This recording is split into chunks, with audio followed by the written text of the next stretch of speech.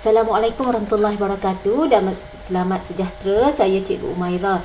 Pada hari ini saya akan bincangkan bab 8 permodelan matematik bagi matematik tingkatan 5. Subtopik 8.1 permodelan matematik. Standard pembelajaran menyelesaikan masalah kehidupan sebenar melalui permodelan matematik yang melibatkan fungsi linear, fungsi kuadratik dan fungsi eksponen dan mengkomunikasikan proses permodelan matematik yang dilaksanakan. Jadi di dalam video ini saya akan menerangkan penyelesaian bagi contoh 4 di dalam buku teks pada muka surat 239. Jadi soalannya, faedah compound ialah faedah yang dihitung berdasarkan prinsipal asal dan juga faedah yang terkumpul daripada tempoh penyimpanan sebelumnya. Pada awal suatu tahun, Encik Gomez menyimpan RM20,000 dalam akaun simpanan yang memberikan faedah 4% setahun dan dikompaun setiap tahun. Terbitkan satu model matematik bagi jumlah simpanan Encik Gomez selepas T tahun penyimpanan. Selesaikan masalah ini melalui pemodelan matematik. Jadi kita highlightkan dekat sini. Soalan ialah terbitkan suatu model matematik bagi jumlah simpanan selepas T tahun. Dan kita akan selesaikan melalui permodelan matematik. Jadi melalui permodelan matematik, langkah pertama adalah dengan mengenal pasti dan mendefinisikan masalah. Jadi daripada situasi sebenar di dalam soalan contoh 4 tadi, kita dapati Encik Gomez diberikan faedah compound dengan pengkompaunan sekali setahun. Yang kedua, prinsipal Encik Gomez ialah RM20,000. Itu adalah maklumat yang diberi dalam soalan. Yang ketiga, kadar faedah tahunannya ialah 4%. Dan kita definisikan masalah kita ini iaitu kehendaknya adalah terbitkan satu model matematik bagi jumlah simpanan Encik Gomez pada akhir tahun ke-T. Jadi setelah kita mengenal pasti dan mendefinisikan masalah di dalam model permodelan matematik, kita perlu membuat andaian dan mengenal pasti pemboleh ubah. Jadi di dalam kes situasi Encik Gomez sebentar tadi, kita akan andaikan Encik Gomez tidak mengeluarkan atau menambah wang simpanannya sepanjang tempoh penyimpanannya. Yang kedua, pemboleh ubah yang terlibat ialah prinsipal iaitu RMP. Kita gunakan simbol P besar. Kadar faedah tahunan, simbol R kecil. Bilangan kali faedah di compound ialah N dan masa tahunan adalah T tahun. Jadi ini adalah pemboleh ubah yang kita akan guna pakai untuk terbitkan model matematik mewakili situasi Encik Gomez. Jadi langkah ketiga adalah mengaplikasi matematik untuk menyelesaikan masalah. Jadi kita telah definisikan masalah tadi, kehendaknya adalah dengan menerbitkan satu model matematik. Jadi kita akan selesaikan menggunakan aplikasi matematik. Jadi kita lihat. Jadi dalam mengaplikasikan matematik untuk menyelesaikan masalah ini, kita kena ingat dalam pengiraan faedah compound, setiap tahun kita mempunyai 100% prinsipal ditambah dengan 4% baki sebelumnya. Kita akan membina jadual seperti ini. Ini adalah prinsipal iaitu jumlah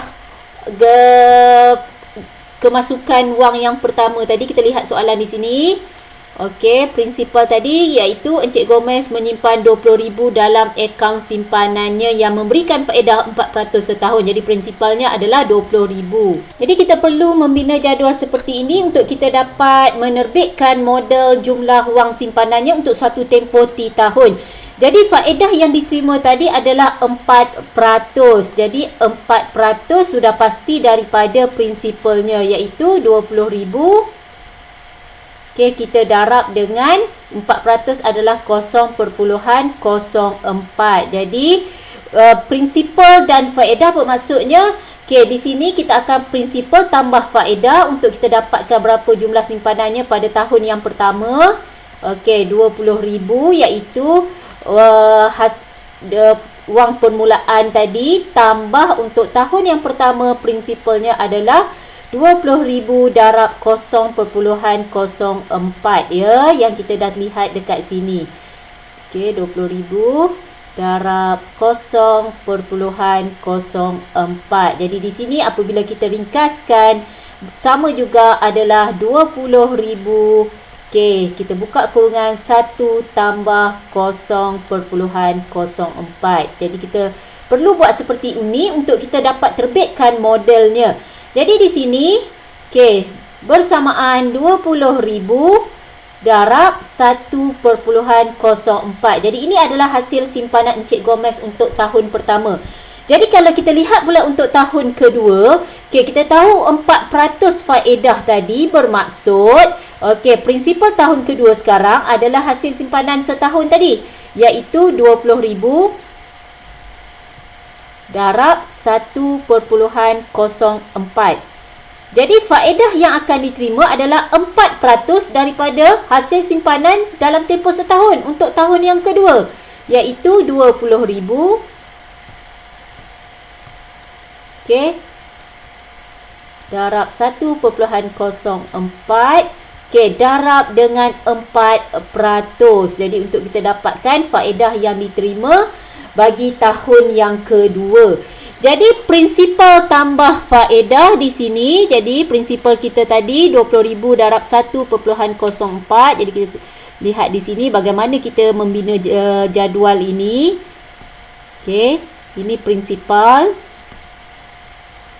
Dan faedahnya adalah 20,000 darab 1.04 darab 4%, iaitu 0.04. Jadi kita tulis di sini.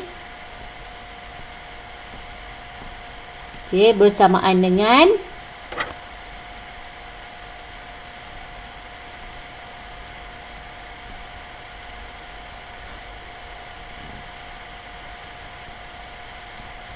okey, jadi kita ringkaskan di sini sama juga, kita keluarkan, kita faktorkan 20,000. Kemudian kita dapati, okey, 20,000 di sini tinggal untuk yang term pertama 1.04 tambah term yang kedua iaitu 1 tambah 0.04, iaitu 1.04 juga. Jadi bermakna apabila kita ringkaskan daripada prinsipal tambah faedah, kita akan dapat hasil simpanannya. Kita ringkaskan, kita akan dapat, okey, 20,000. Okey, kalau kita lihat 1.04 tambah 1.04 bermaksud 1.04 kuasa 2. Jadi kalau kita lihat di sini, tahun kedua 1.04 kuasa 2.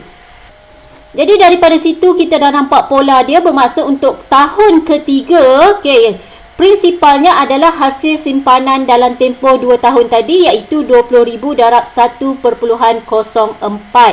Jadi kita akan dapatkan faedah untuk nilai prinsipal kita, iaitu 4% daripada nilai prinsipal kita untuk tempoh 2 tahun tadi untuk dapatkan jumlah wang simpanan tahun ketiga pula. Jadi kita akan dapat 20,000 darab 1.04 kuasa 2 darab 4%. Jadi prinsipal tambah faedah iaitu 20,000 darab 1.04 kuasa 2 dan faedahnya adalah nilai ini. Kita masukkan 20,000 darab 1.04 kuasa 2 darab 0.04. Jadi daripada sini kita akan ringkaskan persamaan ini. Kita akan dapat jumlah hasil simpanannya adalah 20,000 darab 1.04 kuasa 3. Jadi kalau kita lihat untuk tahun berikutnya, okey, bila tahun keempat, kita lihat hasil simpanan kita akan jadi 20,000 darab 1.04. Jadi untuk tahun kelima, 20,000 darab 1.04 kuasa 5. Bermaksud kalau tahun ke-10, okey, disebabkan kita nak terbitkan modal hasil simpanan untuk tempoh 3 tahun, bermaksud, okey, hasil simpanannya adalah 20,000 darab 1.04 kuasa 10. Jadi kita akan gantikan T10 ke dalam persamaan ini. Jadi di sini sebenarnya kita dah nampak dah model matematik yang menerbitkan wang simpanan bagi Encik Gomez. Jadi kita dah dapat menyelesaikan masalah ini. Jadi sebentar tadi kita dah nampak model yang untuk mengira jumlah wang simpanan Encik Gomez selama 3 tahun. Jadi langkah seterusnya kita akan menentusahkan dan mentafsir penyelesaian dalam konteks masalah sebenar. Okey, jadi apabila kita menentusahkan dan mentafsir penyelesaian dalam konteks masalah sebenar, sebentar tadi kita dah kaji hasil simpanan, jumlah simpanan Encik Gomez. Okey, jumlah simpanan Encik Gomez daripada langkah 3 kita tadi, kita dapati 20,000. Okey, 20,000 darab 1.04 kuasa T, iaitu hasil simpanan untuk T tahun. Jadi daripada situ kita kenal pasti kita ikut pemboleh ubah yang telah kita bincangkan tadi, iaitu P ada mewakili prinsipal. Dalam kes kita tadi prinsipal kita adalah 20,000. Jadi di sini 20,000 adalah P. Okey, untuk T untuk mewakili bilangan tahun dan R mewakili faedah. Jadi kita mesti 100% ya untuk mengira faedah, disebabkan itu 1 tambah R, 1 tambah faedah. Faedahnya tadi adalah 0.04. Jadi 1 tambah R, okey, bermaksud 1 tambah 0.04 kuasa T tahun. Jadi ini adalah model matematik yang dapat kita tentusahkan daripada penyelesaian secara matematik pada langkah 3. Jadi kita dapati model matematik ini merupakan suatu fungsi eksponen yang membolehkan kita menghitung hasil simpanan jika faedah dikompaundkan setahun sekali untuk T tahun. Bermaksud kita boleh mengira jangkaan berapa jumlah wang simpanan untuk tempoh T tahun walaupun tempoh yang lama menggunakan suatu fungsi eksponen di sini.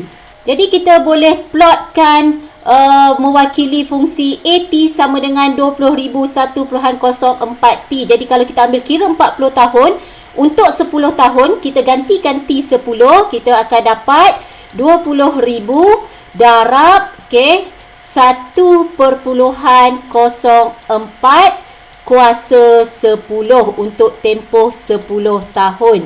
Jadi lebih kurang 29,604. Jadi kita plotkan di sini. Jadi kalau untuk tempoh 20 tahun, kita gantikan T kita 20, kita akan dapat RM43,822.46. Jadi lebih kurang di sini ya, 43,000. Jadi kalau kita nak lihat berapa jumlah simpanan Encik Gomez untuk tempoh 30 tahun, kita gantikan T kita 30 ke dalam fungsi. Jadi saya tukarkan 2, saya gantikan 3 untuk 30 tahun T kita di sini. Dan hasilnya adalah RM64,867.96 lebih kurang di sini. Dan kalau saya nak tengok berapa jumlah wang simpanan untuk tempoh 40 tahun dengan andaian tadi Encik Gomez tidak menambah dan mengeluarkan wang simpanannya. Jadi kalau untuk tempoh 40 tahun kita gantikan nilai T-nya, nilai T. Jadi untuk tempoh 40 tahun lebih kurang RM90,020.41. Jadi kita sambungkan garis titik yang kita telah plot ini untuk kita tengok dalam satu tempoh yang lama. Jadi inilah membuktikan graf fungsi adalah graf fungsi eksponen, iaitu menunjukkan suatu pertumbuhan eksponen apabila masa T bertambah bagi wang simpanan Encik Gomez menggunakan model yang telah kita terbitkan sebentar tadi, iaitu AT sama dengan 20,000 darab 1.04 T, iaitu AT adalah jumlah wang simpanan, 20,000 tadi adalah prinsipalnya iaitu P. 1 tambah R iaitu 1 tambah R tadi 0.04 dan T adalah tempoh iaitu tahun. Jadi kita telah berjaya menerbitkan model berkenaan wang simpanan Encik Gomez dan kita dah menentusahkan dan mentafsirnya iaitu sebagai suatu fungsi eksponen. Seterusnya, langkah kelima dalam proses permodelan matematik adalah memurnikan model matematik yang sebentar tadi. Jadi kita lihat di sini, model matematik kita adalah AT sama dengan P 1 tambah R kuasa T merupakan pengiraan untuk faedah kompaun dengan kekerapan pengkomponan sekali setahun. Dalam situasi sebenar, faedah kompaun boleh dikompaunkan dengan lebih kerap. Misalnya setengah tahun sekali atau 3 bulan sekali dan sebagainya. Jika faedah dikompaun sebulan sekali, kadar faedah R dibahagi antara 12 bulan kerana 1/12 daripada kadar digunakan setiap bulan. Pemboleh ubah T didarab dengan 12 kerana faedah dihitung 12 kali setahun. Maka model matematik akan berubah menjadi AT sama dengan P1 tambah R/12 kalau kita ambil kira sebulan sekali ya. Okey, sebab dalam kes kita sebentar tadi, faedah adalah untuk setahun sekali. Jadi kalau sebulan, R/12 dan tempoh tahunnya kita perlu darab 12 juga akan menjadi 12T. Jadi modelnya jadi AT sama dengan P1 tambah R/12 kuasa 12T. Secara umumnya, jika faedah kompaun N kali setahun, model matematik kita adalah AT sama dengan P1 tambah R/N kuasa NT. Jadi ini bermaksud model matematik ini boleh diubah sesuai mengikut faedah dikompaunkan dalam keadaan yang bagaimana. Sebulan sekali, setiap setahun 2 kali dan sebagainya. Seterusnya adalah melaporkan dapatan. Jadi laporan penuh dibuat berdasarkan struktur rangka kerja permodelan di atas. Bermaksud mengikut seperti mana kaedah kita sebentar tadi, iaitu mengenal pasti masalah, perlulah mengandungi kesemua bahagian seperti mana yang terpapar di depan anda sekarang. Begitu juga seperti mana yang telah saya terangkan satu persatu sebentar tadi. Setakat ini sahaja untuk video kali ini. Diharapkan video ini dapat membantu anda dalam mempelajari permodelan matematik. Dengan ini saya sudahi. Sekian, terima kasih.